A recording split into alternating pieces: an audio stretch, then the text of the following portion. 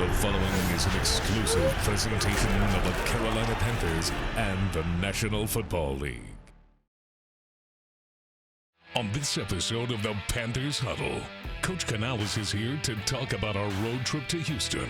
Plus, step inside TD's film room as he showcases two wideouts making an early splash in the preseason. Welcome inside the Panthers Huddle. Welcome to this edition of the Panthers Huddle with Panthers legend Thomas Davis and Anish Shroff. Preseason continues, camp continues, and you get that joint practice on the road against the Houston Texans. Yes. Now you're, for the first time this offseason, sleeping not in your own bed. You're in a hotel room. Right. You're on the road. There's something to just the cadence of getting used to doing things from away from home, isn't there? Absolutely. There's things that have to be done that you got to understand. You got to get up. You got to make sure that you have your alarm set. You don't want to be late to any meetings. You got to understand and know that the routine is going to be different. But the expectations are exactly the same. You got to go out. You have to perform and you have to get better. C.J. Stroud and Bryce Young, their careers will forever be intertwined, having gone as the top two picks in the draft a few years ago. Absolutely. And, you know, those guys, they are very good friends. They are. You know, they love to compete against each other, and this is another opportunity for them to do so, and they get to do it in a joint practice as well as in the game. Well, we'll go into the TD film room, watch some clips later in the show from the first preseason game, but the game against Cleveland, you don't want to make too much of it. First preseason game, maybe you got to get the cobwebs out a little bit. But what did you walk away from that game thinking? I was very, very excited about where we are headed as a football team because I got to see some pass rush from the defensive line that I know is going to make a difference over the course of this season. Not enough of it, Anish, not enough. But I am very pleased with where we are and where we're heading as a football team overall. You know, I think of baseball, when you have spring training, you'll hear a lot of veteran pitchers say, don't look at my numbers. I'm trying new pitches. I'm seeing if sequencing works in a different way, and I'm experimenting. Does that happen with veteran players in preseason? Listen, absolutely. Not only veteran players, but it really starts with the coaching staff, because once you get a bunch of new toys, you don't want to go out and just show everybody what you have. You want to be able to roll some of those things out later and impress people at a later date. And I think that's one of the things that we're doing defensively. We're not showing everything that we're going to be doing with these new guys that we have up front. We're not showing all the different exotic blitzes and all the things that we're going to do in the back end to disguise things. So I'm very, very excited about where we're heading. How did you treat preseason games when you were a rookie, first or second year player versus later in your career when you were a veteran? Listen, so the beginning stages of my career, I looked at it as just a scrimmage, as just a warm-up. But as I got older, for me, I started to go into it with the mindset of this is a real game. Because I'm prepping myself to be ready for week one. And I don't want week one to be the first time that I take the approach of, hey, this is a real game. So every preseason game that I had the opportunity to play in, I went out and I gave my max effort as if it was week one. Because I never knew at any point when and how it was gonna make a difference. But for every single time I went out there, it was competing at a high level, trying to make the first play, trying to make the biggest hit, trying to do something to get the defense excited. And, you know, it made a difference for us because I feel like week one, by the time it rolled around, we were prepared, we were ready to go, and we were not caught off guard by anything. Yeah, I mean, we've seen this over the last few years in the NFL. You're down to 3 preseason games.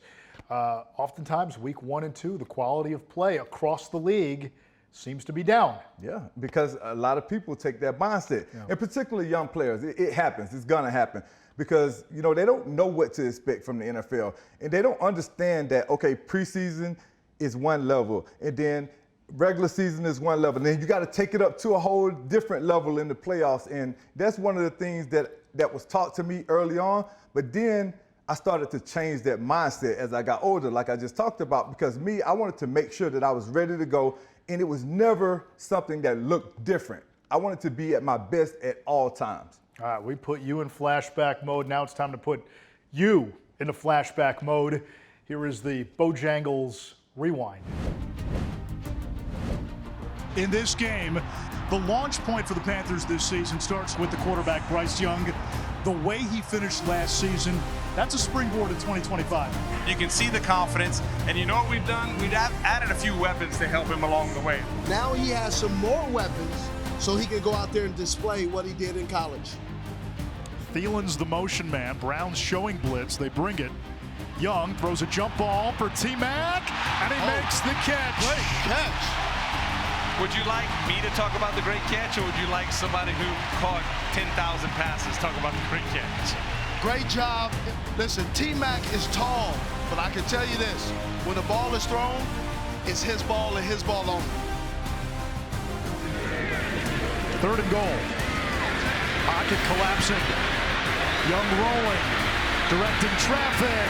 Throws to Coker for a Carolina touchdown. Coker was in the end zone. Bryce waved him off to rotate out to opposite way. Corner back was turned. Great placement by your quarterback. Great route by your undrafted wide receiver. The more tools in the tool shed, and what's going to happen, it takes the load off your quarterback. Tonight we'll also get our first glimpse of Shedeur Sanders. Off the play fake, Shedeur Sanders into the traffic. And it is brought in for a touchdown by Caden Davis. Well, that does it for preseason game number 1. Cleveland 30, Carolina 10. Easy to jump to conclusions when you've been thirsty and starving for football. Brings back great memories, and like we were both these guys. You know, these preseason games meant a lot, and then transferred into the season. We'll talk to you from Houston. Walk us through the play that everybody's talking about, where you go after Shedeur Sanders. You didn't get him the first time, but then you run basically across the width of the field to go get him. I mean, you know, just being a pass rusher, just like, I mean, some of the definition is just being relentless. And I think, you know, I mean, that's what we're kind of trying to mold into this defense. So I think just, you know, him like breaking out the pocket and then me chasing him, trying to pursue that sack.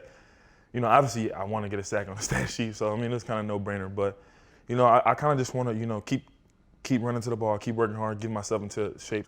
How does a play like that play in the film room? I mean, it was good. You know, a lot of praise from my teammates and my coaches, you know, for running to the ball. And I mean, like I said, it's kind of something you just kind of want to expect for the team. So, you know, just, you know, keep running to the ball, keep making those plays, and, you know, trying to raise that standard every day. That motor, where does that come from? Honestly, you know, I want to say it stems from playing inside linebacker in high school, but I guess just, you know, everywhere I've been, just coaches instilling it. Like when I was at Purdue, run to the ball, you know, we're doing screen drill, you know, we're doing, you know, I was at A&M, like, you know, not here. I mean, it's kind of just like instilled into a D lineman, you got to run to the ball. You're a guy who's still only 20 years old. We live in an age where there are guys coming out of college and still in college. We're 23, 24, 25. What's that been like, kind of being the young guy in college and now even in the pros? In college, I mean, it was a lot less, you know, extreme. You know, I just kind of fit in. You know, I played early. Here, they kind of pick on me a little bit, you know, for being young, I guess. But, you know, I kind of love it, man. You know, to be a young guy again, you know, to be around the older vets, you know, like DB and the other D linemen, Turk, and all those guys, and getting coached up. You know, it's really nice, man. It's really nice to, you know, for those guys to like little brother me and, you know, kind of bully, punch on me a little bit. Coming up, Panthers head coach Dave Canales is here to talk about his goals for the preseason on the Panthers Huddle. This exclusive presentation of the Carolina Panthers Television Network is brought to you in part by Bank of America, the official bank of the Carolina Panthers.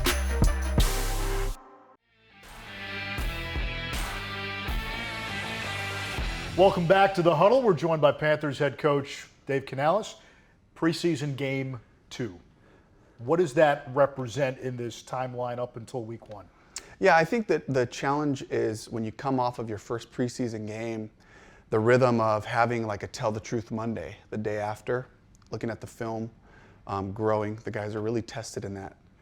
Can we get back to our fundamentals? And our first practice back comes after kind of a review day, a walkthrough, and then an off day for the players. So it really mimics a Wednesday practice. And that was the challenge to the group, is can we capture our work ethic going into this second preseason game? And this is really the crescendo of the physical challenge of training camp, where this is our real last chance to get high volume reps for the starters, for the whole group, really knowing that we're going to go into this game. So I love this week. It's a mental focus challenge. Bodies are starting to be more sore, and it's good, and it requires us to be focused. Is there something about also just getting in the habit of going through that checklist when you're not sleeping in your own bed and playing on the road? Absolutely. We talk about every game as a championship opportunity, and we played at 7 o'clock for our first game. We got a primetime game this year going out to San Francisco later in the season, just reminding the guys this is what this day feels like. We get up, we have our walkthrough in the morning, there's a big break, just kind of giving them some tips about how to take care of their bodies, not sleeping too much throughout the day, and now we go and we have a 12 o'clock kick against the Texans, and so now we're modeling what the normal flow and normal rhythm of the week looks like. So, and then again, to your point, you got to be able to play anywhere. You got to be able to go anywhere and adjust, to the hotel. And those are some of my favorite moments. It's where a lot of your camaraderie and team building stuff happens, is on the road in hotels, and guys kind of gravitating towards each other and spending time. To revisit the first preseason game, the one play that stood out to me was Nick Scorton's hustle. Yeah. Goes after Shedeur Sanders, doesn't make the play initially, then comes back. What was it like watching that in the film room when you got to see it a few times on tape? It was probably my favorite play of the day, because it embodied the type of effort and strain we're looking for Panthers football, whether it's on the offense, defense, or special teams. And for Nick to show what we saw on film, just this relentless pursuit, this missed him on the first try, wheels back around and really minimizes what could have been a big run, because of his effort and getting Shedeur to run out of bounds on our sideline. I was just really proud of that moment, and it was something that I could point to and say, do that every day. Corey Thornton's another one. He's been opening eyes. Assess his performance against Cleveland. Yeah, he just seems to be in the right position, whether it's to make a play on a pass, or whether it's showing up in the run game or the screen game, and there was I think they had a reverse that they handed off, and he just stayed home. He was in perfect position. The guy tried to go airborne, and he turned it into kind of a WWE body slam a little bit. And I'm just really impressed with how he continues to hear the call, put himself in place to make a play consistently. What was your message to Xavier Legette after the game? Yeah, just discipline. In the team meeting, I just pointed it out, and I was like, I'm asking Xavier to do this through the echo of the whistle. Finish the play with your hands on somebody, and that's kind of a motto and mantra that we carry on our offensive side of the ball, whether it's a run or a pass. Transition into a blocker for your teammate, and then beyond the play, that testy, exchange that was happening, I'm standing right in front of it, it just can't go to blows, because imagine if that's a regular season game and all of a sudden we're down Xavier, and we have all these plays designed to go to Xavier in the game, and we have to be able to, to count on that part. With Tetero McMillan, we saw the great catch near the sideline. There was also the drop ball in the end zone. As you kind of put the entire puzzle together and, watch his tape from his first pro game, what was your takeaway? Great moments. Just great opportunity for Bryce and T-Mac to talk about things together, to work through issues, to solve problems. And immediately he was like, thumbs up, I got you on the next one. Like, I see how quickly this thing happens, and so it was just kind of like those moments that we got to just keep stacking up, but I was really proud of the way that he played fast. I was proud of the understanding that he has of our system. He keeps being, consistent that way throughout practices and now in the game, where he's a guy that we're going to be able to count on. Last thing, and does this speak to your experience coming up as a young coach?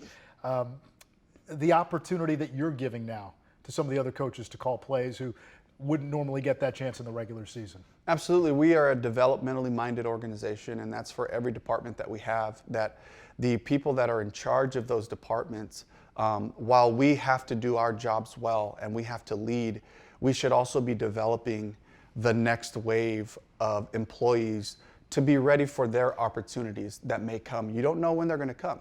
You can't anticipate those things, so you got to be ready. And I was excited to be able to let Brad call those plays, and he called some last preseason. He called the second half of the Buffalo preseason game, and called some move the ball periods. Ajero giving Jonathan Cooley an opportunity. What it also does for us, for Ajero and I, is we get to kind of sit back and watch the rhythm and flow of how things kind of come off, and ways that we can help the play caller so that we know what we're asking for. We're asking for the guys to look for certain things, on the backside of a run or in coverage, or, what are they trying to attack here? So it gives us a chance to kind of step back and observe as well, which I think is so helpful all across the board. Panthers head coach Dave Canales. Up next, step inside TD's film room as he breaks down a few highlight plays from Bryce Young on the Panthers Huddle. Closed captioning for the Panthers Television Network is provided by Charlotte Eye, Ear, Nose, and Throat Associates, providing premier eye and ENT care to North and South Carolina.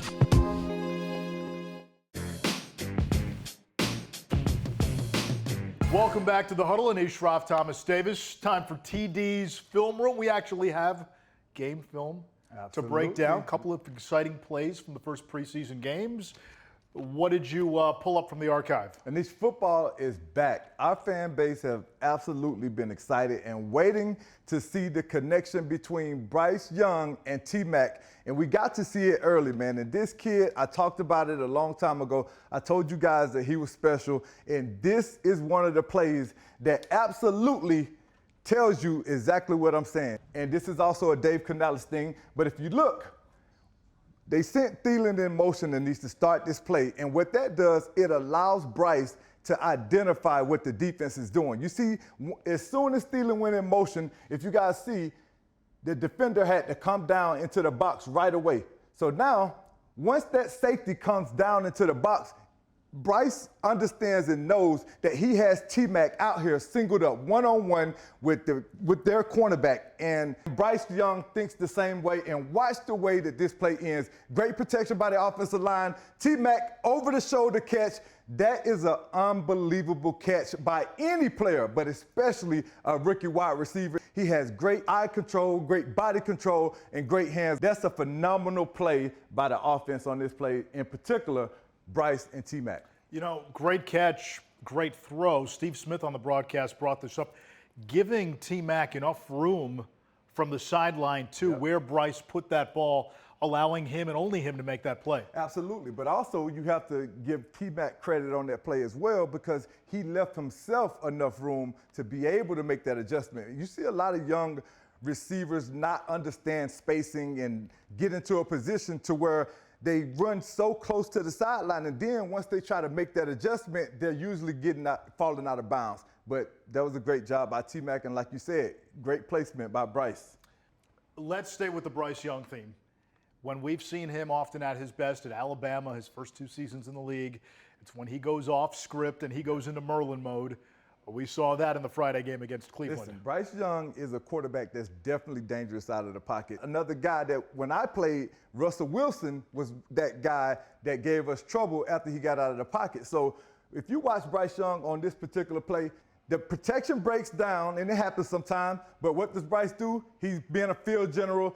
He didn't just sit there and concede and throw this ball away. He threw Jalen Coker open, and a great job by Coker to not just give up on the route, because he's wide open right there for a touchdown, but he understands sometimes protection breaks down and Bryce has to improvise, so he continues to read the eyes of his quarterback, and he comes back on this particular play, and he comes away with the touchdown. And one of the things that I loved on this play is the poise. That right there really speaks to the growth of Bryce Young, and it really shows me that we have a lot to be excited for this offense this season, because there's so many different weapons and so many different guys that we saw be able to catch the football on Friday. One of the buzzwords in the offseason was continuity, and again, same cast of characters. Coker was on the team last year. What does that play tell you about chemistry, connectivity between quarterback and receiver? It just tells me that these guys have worked together and they understand hand gestures, their signals, and Bryce knows and has a certain rapport with all of his receivers, but you can tell that there's just a little bit more comfort there with Jalen Coker. Shout out to Jalen Coker for all the things that he's been able to do so far. Jalen Coker, undrafted rookie out of Holy Cross a season ago. A lot of credit to Dan Morgan and the Panthers scouting department. Big find. After the break, we close out the show by shining a spotlight on a player's off-the-field hobby on the Panthers Huddle. That does it for this edition of the Panthers Huddle, but before we go, it is time for our Coke Spotlight. And since it is summer, and many of you might be out on the lake, maybe near a fishing hole, keep your eyes peeled. The Panthers have quite the fisherman on their roster. It's outside linebacker Pat Jones. He's found a little spot near Lake Wiley. He's decided, though, for now, he's going to keep it under wraps because he wants the good fish for himself. But if you're at a fishing hole on an off day, be on the lookout for number 91.